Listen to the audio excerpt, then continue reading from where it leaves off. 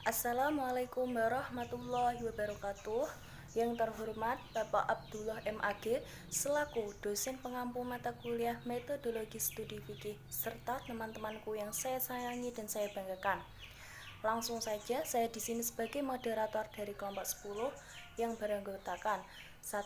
Bahrotus Safiqoh NIM 111, 2. Windy Kartikasari NIM 115, 3. Hoirun Nisa NIM 127 yang akan mempresentasikan makalah kami yang berjudul Pendekatan Lingkungan atau Fikih Al-Bi'ah. Langsung saja memasuki materi pertama yang akan dibacakan oleh saya sendiri, yaitu 1. Pengertian Fikih Al-Bi'ah. Pelestarian lingkungan hidup dalam bahasa Arab dikenal dengan istilah fikih lingkungan hidup atau fiqhul bi'ah. Jika ditelisik dari sisi sistematik, terdiri dari dua kata, yaitu kalimat majemuk, mudhof, dan mudhof ilaih. Yaitu, kata fikih dari al-bi'ah secara bahasa fikih berasal dari kata faqiha yafqahu fikhan yang berarti al-ilmu bisyai, pengetahuan terhadap sesuatu, dan al-fahmu yaitu pemahaman. Sedangkan secara istilah, fikih adalah ilmu pengetahuan tentang hukum-hukum syara' yang bersifat praktis yang diambil dari dalil-dalil tafsih atau terperinci. Sedangkan kata al-bi'ah dapat diartikan dengan lingkungan hidup, yaitu kesatuan ruang dengan semua benda, daya, keadaan, dan makhluk hidup, termasuk manusia dan perilakunya, yang mempengaruhi alam itu sendiri, kelangsungan perkehidupan dan kesejahteraan manusia serta makhluk hidup lainnya. Kesimpulan fikih lingkungan atau fiqhul bi'ah yaitu ketentuan-ketentuan Islam yang bersumber dari dalil-dalil yang terperinci tentang perilaku manusia terhadap lingkungan hidupnya dalam rangka mewujudkan kemaslahatan penduduk bumi secara umum dengan tujuan menjauhkan kerusakan yang terjadi. Oleh karenanya, fikih lingkungan yang dimaksud merupakan pengetahuan atau tuntunan syar'i yang konkret terhadap masalah-masalah ekologi atau tuntunan syar'i yang dipakai untuk melakukan kritik terhadap perilaku manusia yang cenderung memperlakukan lingkungan secara destruktif dan eksploitatif. 2. Objek kajian tentang lingkungan dalam fikih bid'ah. 1.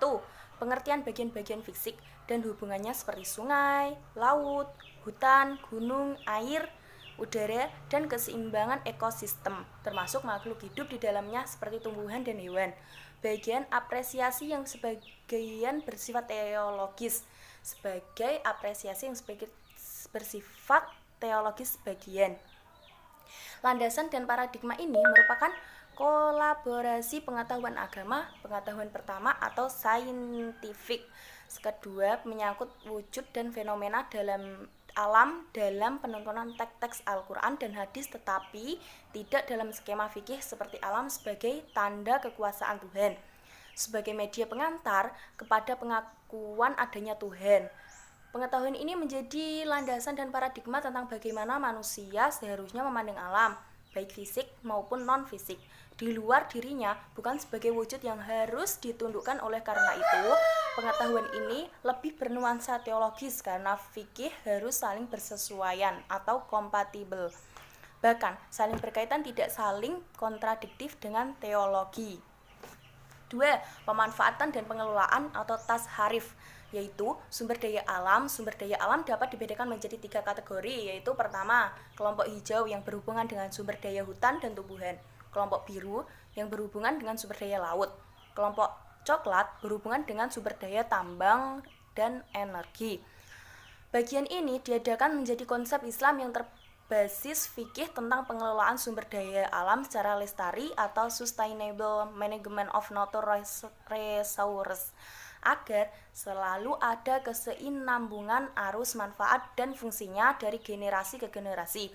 Bagian ini merupakan substansi utama dalam fikih bi'ah yang mengatur kewenangan atau tasawuf, pemanfaatan dan pengelolaan alam. Fikih bi'ah merupakan rumusan bagaimana melakukan konservasi atau ri'yah dalam alam, yaitu menjaga agar tetap dalam keadaan seasli mungkin sebagaimana asalnya, termasuk dalam penanganan sumber dayanya.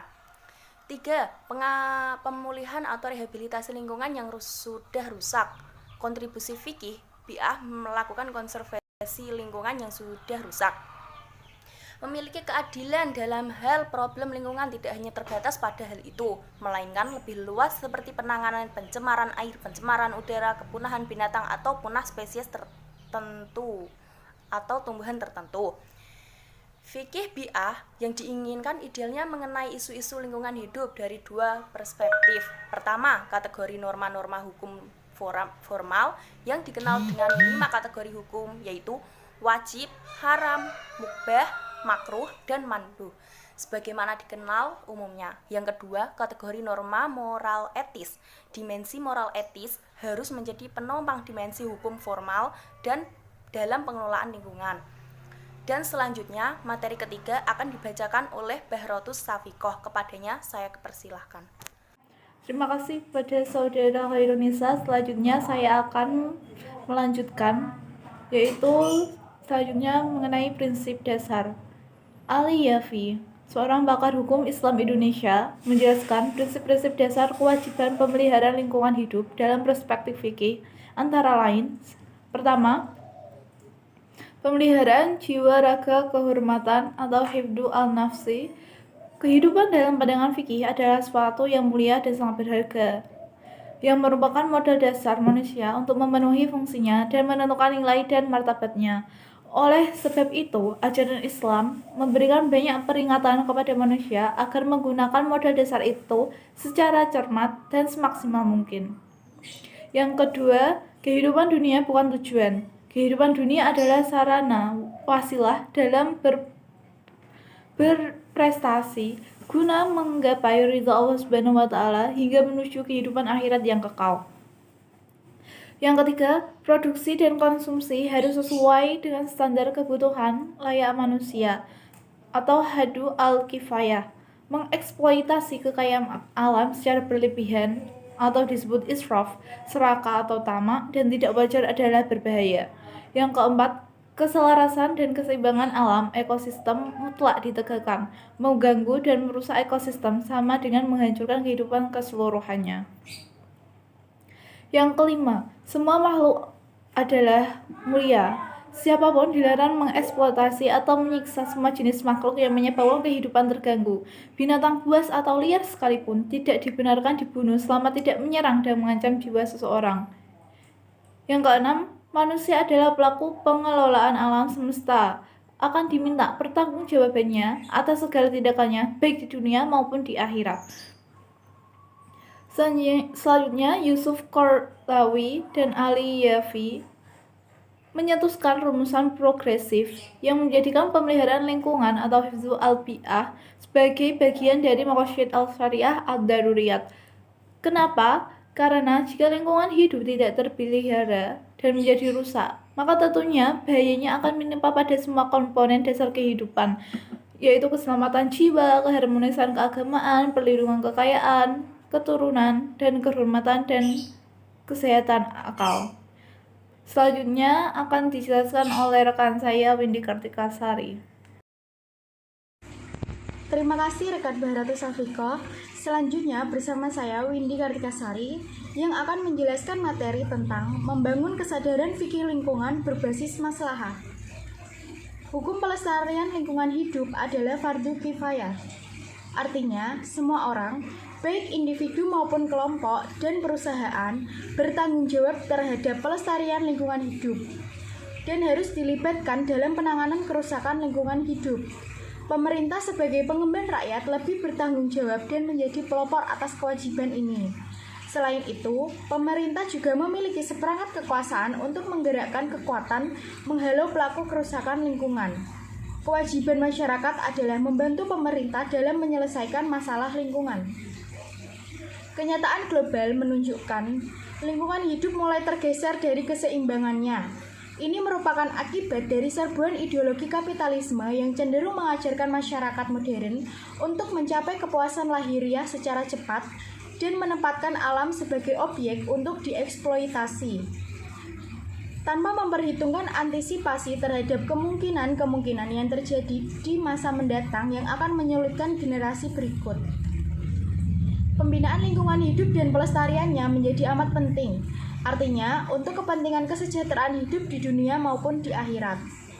Aspek-aspek pendukung lingkungan seperti air, hewan, tumbuh-tumbuhan, dan benda-benda lain harus mendapatkan perhatian ekstra produktif. Keseimbangan dan keserasian antara semua unsur tersebut sangat mempengaruhi dan dipengaruhi oleh sikap rasional manusia yang berwawasan luas dengan penuh pengertian yang berorientasi pada kemaslahatan makhluk. Sekian presentasi dari kelompok kami, kurang lebihnya mohon maaf. Wassalamualaikum warahmatullahi wabarakatuh.